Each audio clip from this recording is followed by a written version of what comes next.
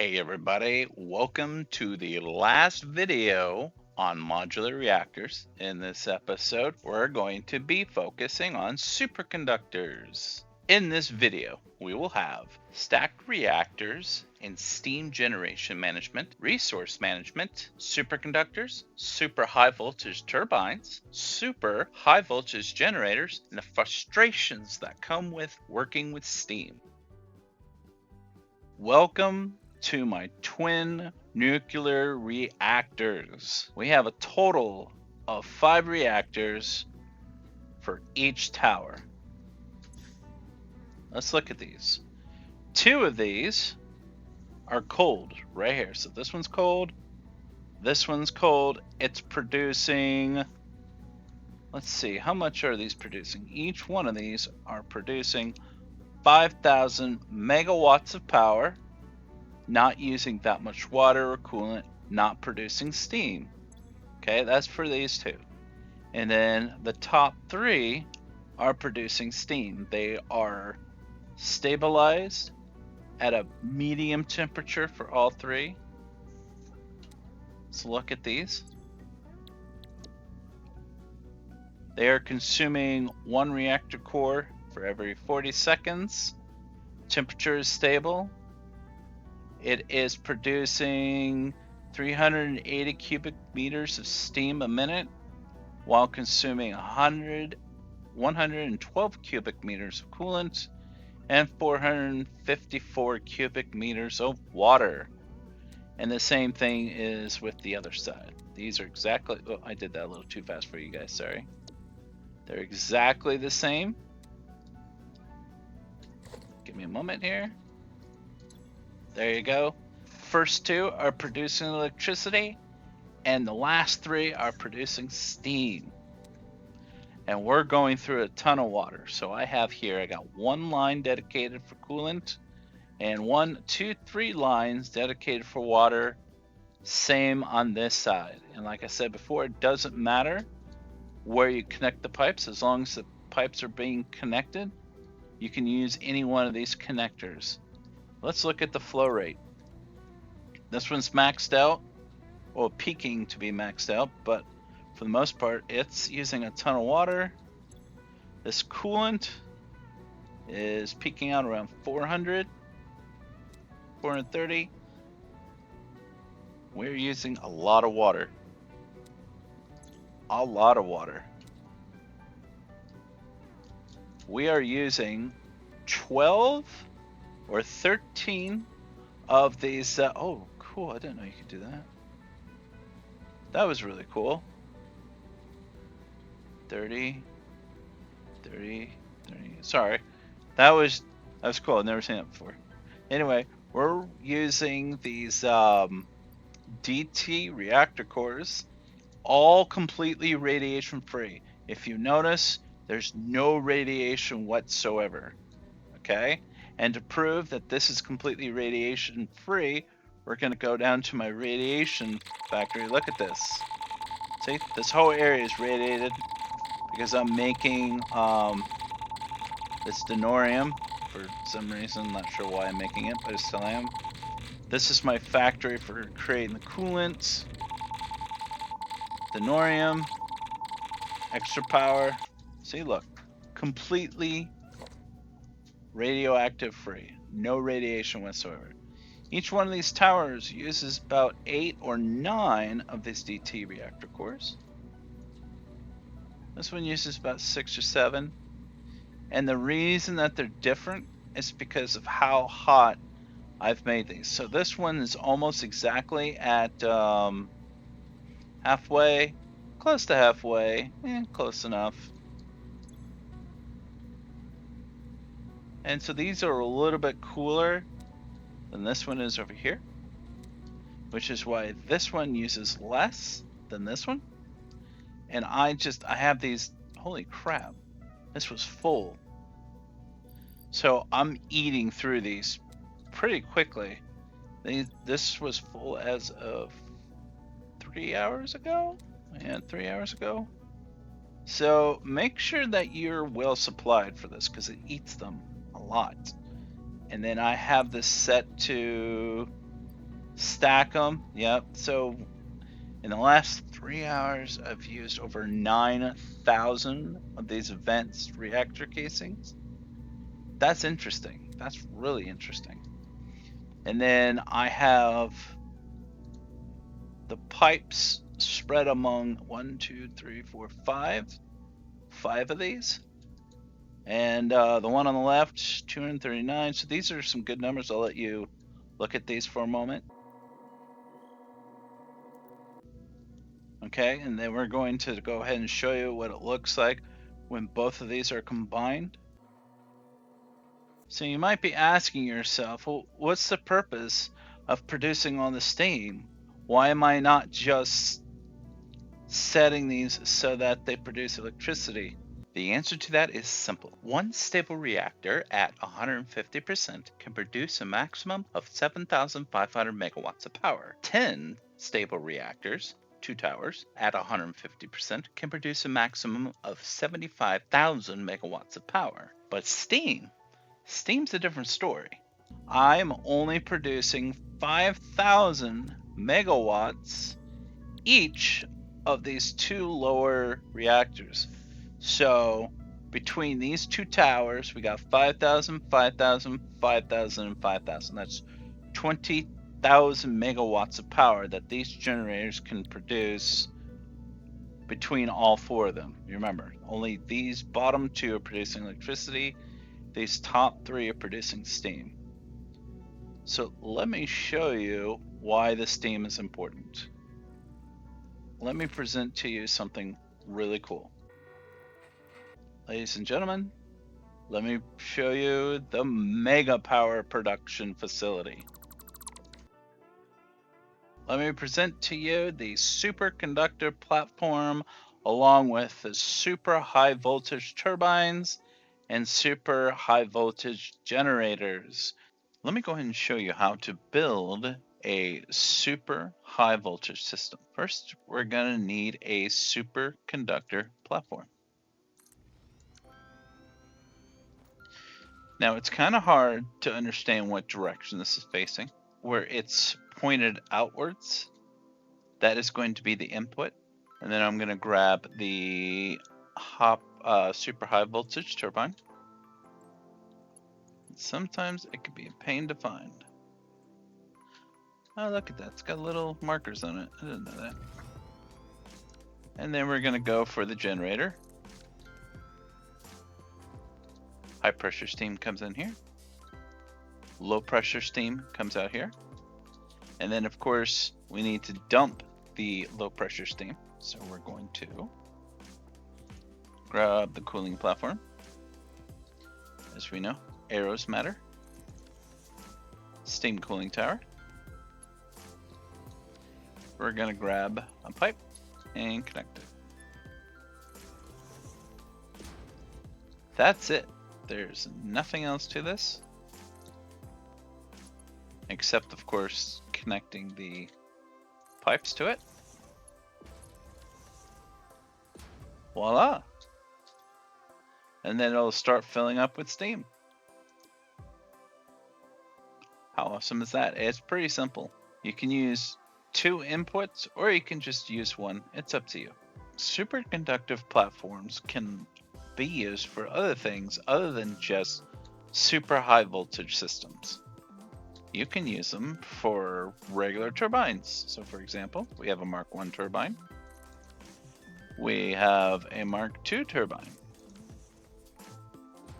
We can use a high voltage generator. We can use medium voltage generator. Heck, we can even use a low voltage generator. So I have 2, 4, 6, 8, 10 of these that are all connected to these 2 reactors producing steam. Now you might see 2 of these are red and the rest are blue. The blue ones are showing me that they are up and running. That one got a little low. That's okay. And these 2 reactors right here are pretty much empty. So I don't have enough steam to produce to make all of these running, but that's okay. I leave these two connected here, but I calculated the steam production for both of these towers to generate to power all of these. But even though the math says that every single one of these should be powered and working, they don't. So take whatever number you math from the steam generation from these guys and probably minus one of these. So as you can see, there's just not enough steam that goes around. Now, I estimated that 6 of these could produce 3,000 cubic meters of steam a minute, and each one of these consumes 300 cubic meters of steam a minute. And then the byproduct is low pressure steam, which we then have set to dump into the steam cooling tower. But the math, I don't know, it's weird with steam. Doesn't exactly perfectly match. So I have these 2 extra because I didn't feel like deleting them. And just, here's an extra tip when you're creating your layout. Calculate how many turbines and how many high voltage generators you're going to need, and then add 1 extra. This will prevent the buildup of steam from shutting down your reactors when you're first getting it set up and started. And then once you have it set up and running, then you can go back and remove 1 or 2 of those generators.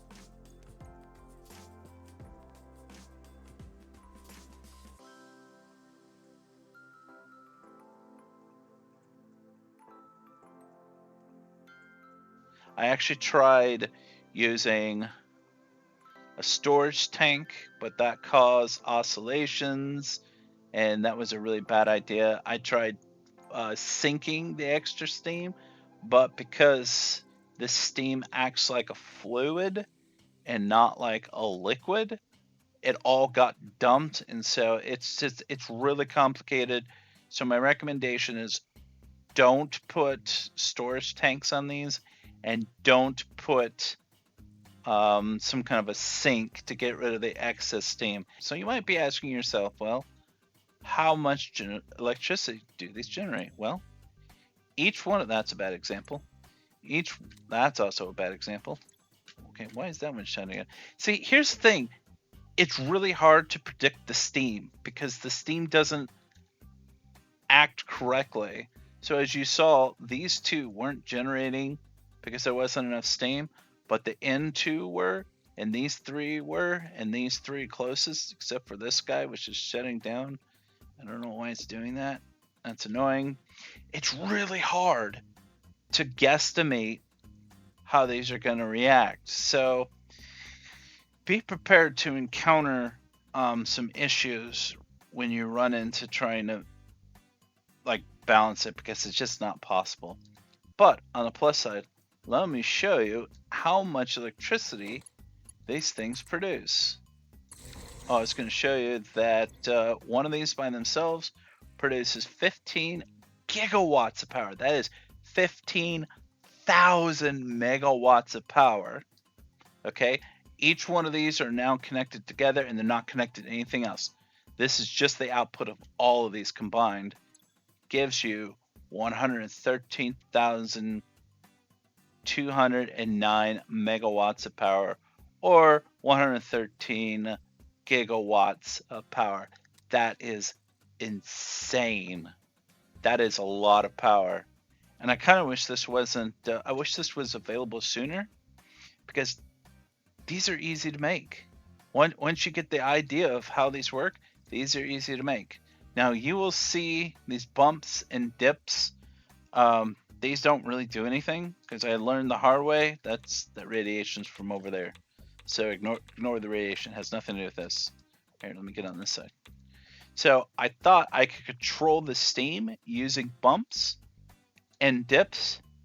And because this acts like a fluid and not a liquid, you don't need to do head pressure. And this is all useless. So having flat pipes is going to work just the same as if you have, bumps or dips or something. So that was very, very, very frustrating for me. But hey, this works. It generates the power. We're at 100 and not like this thing fluctuates all the time. You're not going to be able to get that steady output because of the way steam is just naturally done. It can be frustrating. So be prepared for this to fluctuate. Okay.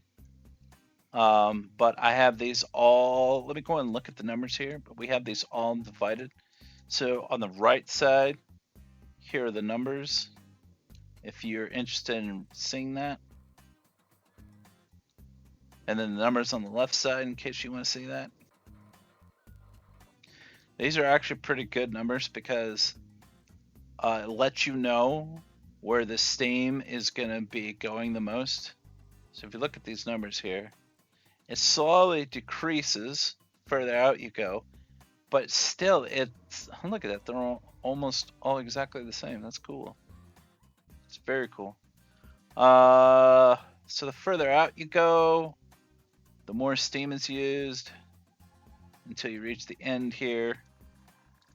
See, man, I'll tell you what, this is frustrating because not all these numbers make sense. So for example, we got 138 plus 145 plus, let's say 230 plus 170 plus 181 is way more than 300. So, and these are all set to go from right to left. So the question is where's all that steam going? And to answer that question, I have no idea. Because these don't go anywhere. These are just stopped. And if I go over here, we got these fancy numbers here. It's pretty much the same. And then we got, oh wow, this one pipe is producing very little. And then you get to the very end here, right? You got 75, 71, 69, 5, 88. Okay, this is more reasonable. This gets you 300. Right? So that gets you 300. So the question is where is all this going? This makes no sense. There's not a sink here. There's nothing that would cover that much steam transportation. So it doesn't make any sense. Yeah, that's like freaking 700 right there. So if you're going to be messing with steam, be prepared. It's going to be frustrating. In fact, what I think I might do is I might just connect all these pipes together just to see what happens. Although I tried different variations. I tried using storage, I tried using sinks and all this other stuff, and all it did was cause problems. So the only thing I found that actually works is doing this kind of a setup where you just have it go from end to end and then just hope it works. So this guy is starting up, but it's going to take him a long time to start up. Oh yeah. But is he generating electricity? He is generating. Hey, he's generating some. That's something. And the rest of these are at 100%. Whoa, that one is not at 100%. So what happens when these are not at 100%? I color code them to let me know. I'll go and set this one to yellow as well. So lets me know that I need to keep an eye on these. But they bounce. They really do. They bounce all over the place. I think I pretty much covered all the basics and all the advanced stuff for these reactors. We have all these super HV turbines. In the next video, we're going to look at the Icarus project. And then the project after that is going to be toxic gas extractor.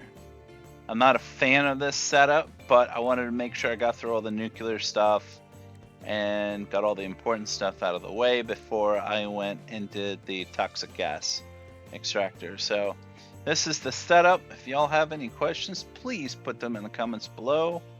I appreciate you guys sticking around. This is one of those longer videos. I'm going to break it up into segments, but I wanted to make it easy as possible for you guys. So be sure to give it a like, comment below, and subscribe. I'll see you guys next time.